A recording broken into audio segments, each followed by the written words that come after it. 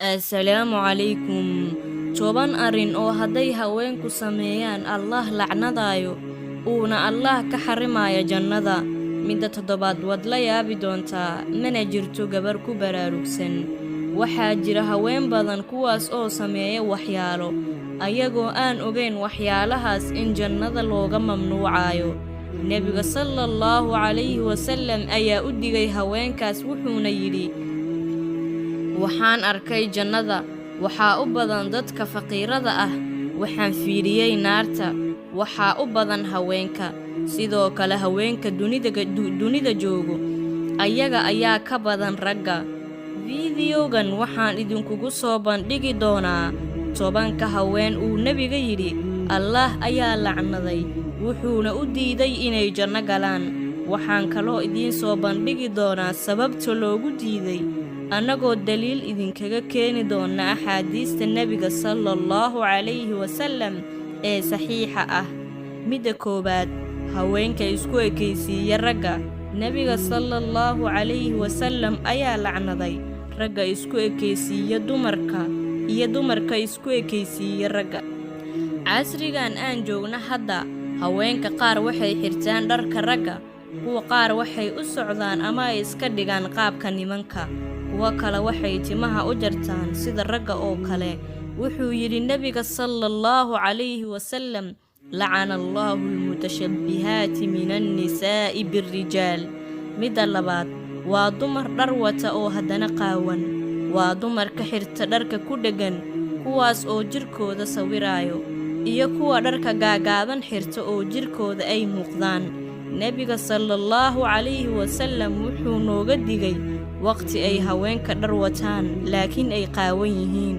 Wuxuu noo sheegay nebiga sallallahu calayhi wasallam inay ka mid tahay calaamadaha qiyaamo, gabadhii saas samaysane ay lacnada Allah ku dhacayso. Qodobka saddexaad, nebiga wuxuu yidhi nabadgelyo naxariis korkiisa ha ahaatee, lacana Allahu alwaashimati waalmustawshimaati almughayiraani khalqa Allah.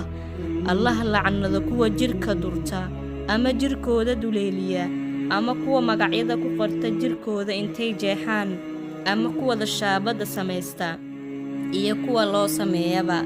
Haweenka qaar ayaa samaysta ayagoo u arkaya qurux, sidoo kale raggana waa la mid arrintan sameeyo, Allah ayaa lacnadayo. Midda afaraad, nebiga sallallahu calayhi wasallam wuxuu yidhi, lacana Allahu annaamisata waalmutanammisaat.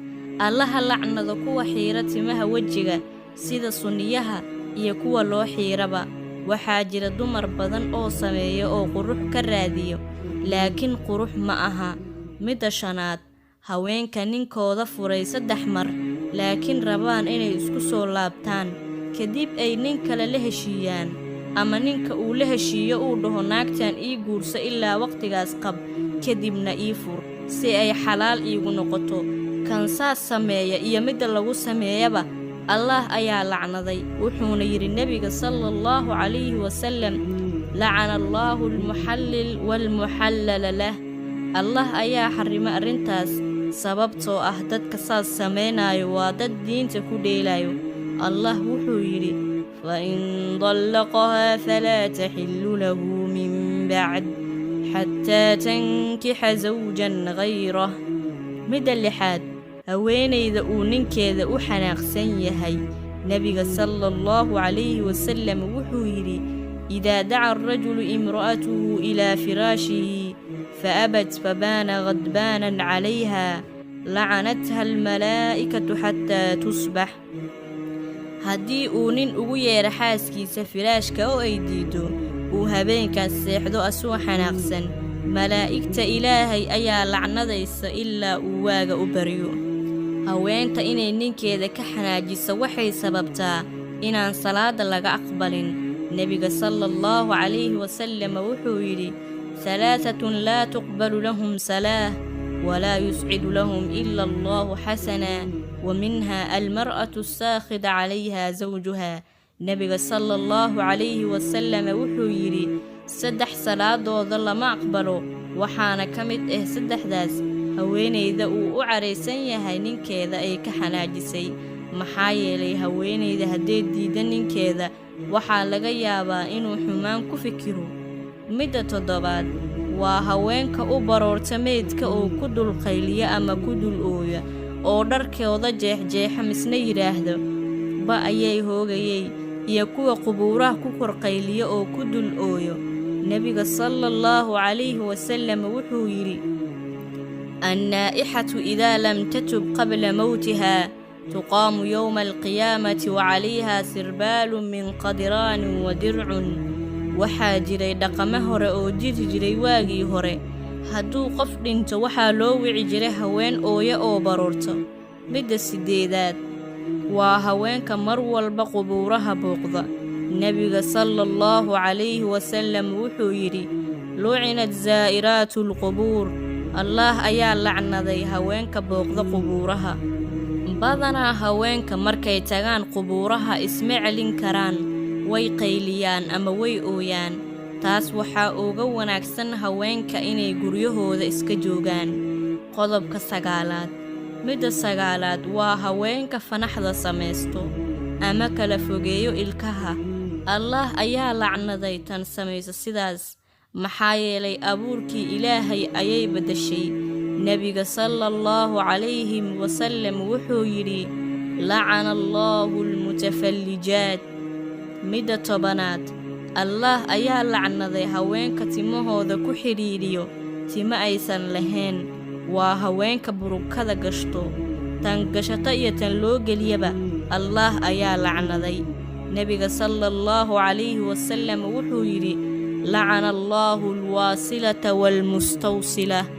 waxaa jiro haween badan oo timahooda ku xidhiidhiya timo kale ayagoo aan xanuunsanayn amaan dhibaato kala qabin. waxaa jira haween badan oo timahooda ku kalsooneen balse u arka timaha kale inay ka qurux badan yihiin oo sidaas darteed u xirto. arrintaas waa xaaraan. haweenayda sidaas samayso iyo haweenayda loo sameeyaba Allah ayaa lacnaday oo lacnada Ilaahay ayaa ku dhacaysa. 10 shay oo laga xarimay dumarka. raggana waa la mid oo waa laga xarimay, laakiin fiidiyowgan wuxuu khaas u ahaa dumarka oo kaliya. waxaan uga hadlayay waxyaalaha laga xarimay dumarka, laakiin kama wado in waxyaalahan dumar kaliya laga xarimay oon raggana laga xarimin. raggana waa laga xarimay, dumarkana waa laga xarimay oo bini'aadanka waa siman yihiin waxyaalahan liska xarimay. laakiin fiidiyowgan maanta waxaan uga hadlayay haweenka. fiidiyow kale ayaan uga hadli doonaa waxyaalaha laga xarimay ragga, insha Allah hadduu eebba weyne ka raali noqdo. waxaan rajaynayaa inaad muuqaalkan aad ka hesheen. fadlan haddaad ku cusub tahay janaalkeena ku soo biir oo subscribe saaro, dhambaleelkana on ka dhigo si ay kuu soo gaaraan fiidiyowyadeenna cusub. haddaa horay noola joogtayna waa mahadsan tahay. waxaa wanaagsan inaad sheer garayso, qasab maaha laakiin waa codsi, sababtoo ah nebiga wuxuu yidhi sallallahu calayhi wasallam: addaallu cala alkhayri ka faacilih. qofkii qof khayr tusiyaa wuxuu la mid yahay qofkaas khayrkuu sameeyey asoo sameeyoo kale.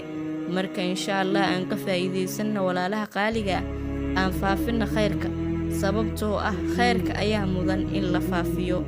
insha Allah waan filayaa walaalaha qaaliga fiidiyowgan inaad ka faa'iidaysateen.